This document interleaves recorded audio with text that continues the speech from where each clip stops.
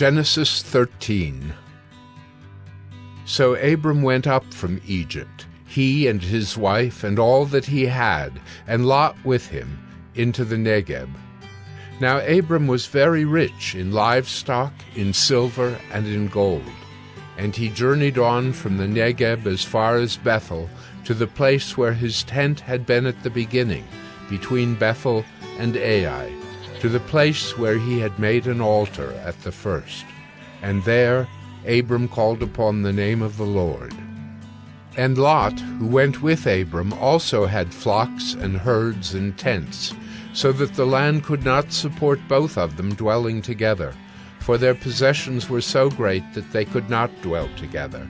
And there was strife between the herdsmen of Abram's livestock and the herdsmen of Lot's livestock. At that time the Canaanites and the Perizzites were dwelling in the land.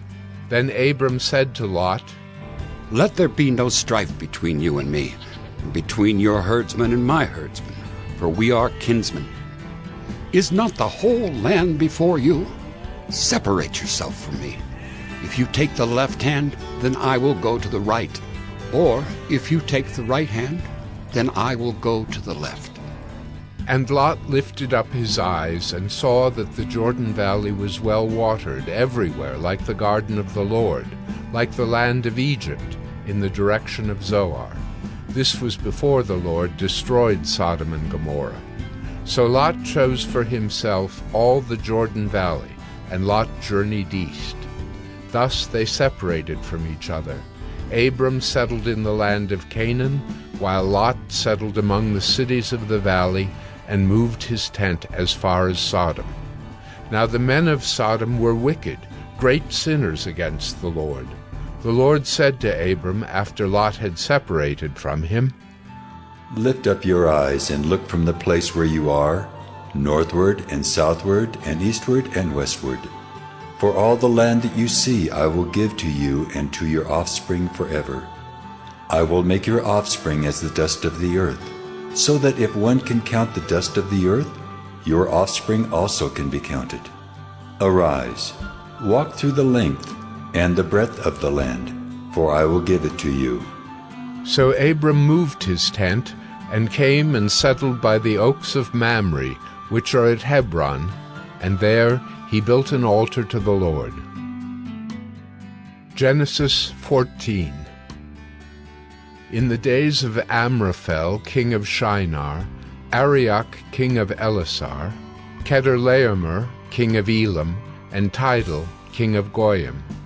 These kings made war with Bera, king of Sodom, Bersha, king of Gomorrah, Shinab, king of Admah, Shemeber, king of Zeboim, and the king of Bela, that is Zoar. And all these joined forces in the valley of Siddim, that is the Salt Sea. 12 years they had served Chedorlaomer, but in the 13th year they rebelled. In the 14th year Chedorlaomer and the kings who were with him came and defeated the Rephaim in Ashtaroth-Karnaim, the Zuzim in Ham, the Emim in Sheva Kiriathaim, and the Horites in their hill country of Seir as far as El-Paran on the border of the wilderness. Then they turned back and came to En-Mishpat, that is Kadesh, and defeated all the country of the Amalekites and also the Amorites, who were dwelling in Hazazon Tamar. Then the king of Sodom, the king of Gomorrah, the king of Admah, the king of Zeboim, and the king of Bela, that is Zoar, went out, and they joined battle in the valley of Siddim with Chedorlaomer, king of Elam, Tidal, king of Goyim, Amraphel, king of Shinar, and Arioch, king of Elasar, 4 kings against 5. Now the valley of Siddim was full of bitumen pits, and as the kings of Sodom and Gomorrah fled, some fell into them, and the rest fled to the hill country. So the enemy took all the possessions of Sodom and Gomorrah, and all their provisions, and went their way. They also took Lot, the son of Abram's brother, who was dwelling in Sodom, and his possessions, and went their way. Then one who had escaped came and told Abram the Hebrew, who was living by the oaks of Mamre the Amorite, brother of Eshcol and of Aner. These were allies of Abram. When Abram heard that his kinsman had been taken captive, he led forth his trained men, born in his house, 318 of them, and went in pursuit as far as Dan.